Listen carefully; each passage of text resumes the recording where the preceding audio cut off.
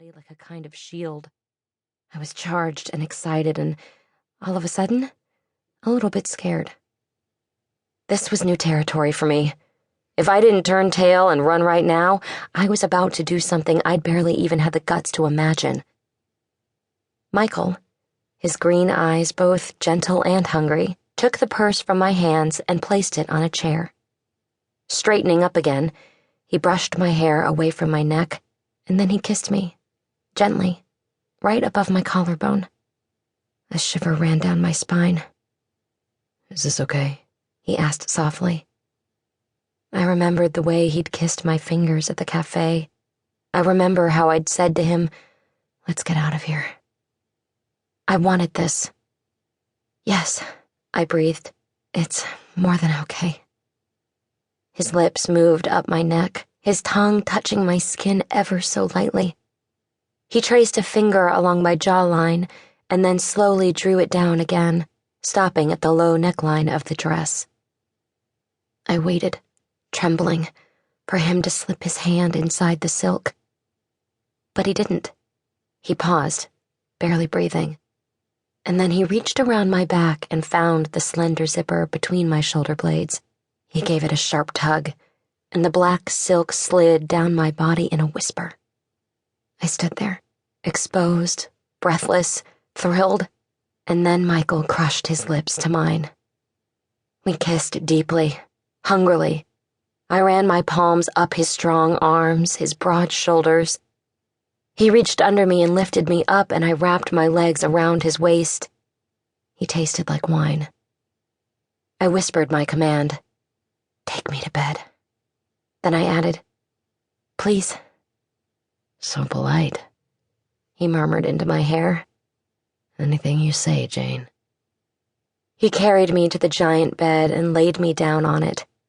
His fingers found my nipples through the lace of my bra, and then my bra, too, seemed to slip off my body, and his mouth was where his fingers had been. I gasped. Yes, oh yes, I'm really doing this. His tongue teased me, pulled at me. His hands seemed to be everywhere at once. "Should I?" he began. I said, "Don't talk. Just do." I did not add please this time. I wriggled out of my panties as he undressed, and then he was naked before me, golden in the noon light, looking like some kind of Greek demigod descended from Mount Olympus. I stretched up my arms, and Michael fell into them. He kissed me again as I arched to meet him.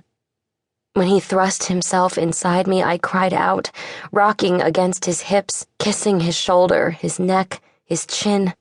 I pulled him into me with all my strength as the heat inside me rose in waves. When I cried out in release, my nails dug into Michael's shoulders. A moment later, he cried out too, and then he collapsed on top of me, panting. I couldn't believe it.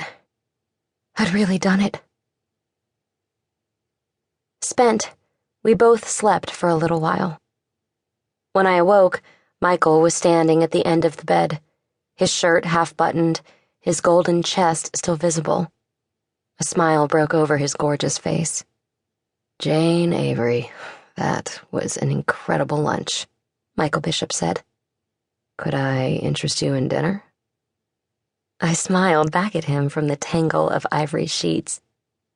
As perfect as he was, as this had been, today was a one-time deal. I wasn't ready to get involved again. "Actually," I said, "thank you, but I have other plans." He looked surprised. A guy like Michael wasn't used to being turned down. "Okay," he said after a moment. "I get it." I doubted that he did. It's not you, I thought. It's me.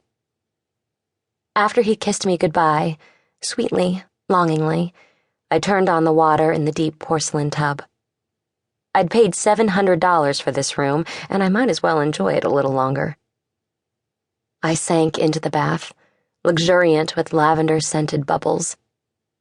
It was crazy what I'd done, but I'd loved it. And I didn't feel cheap. Au contraire, I felt rich.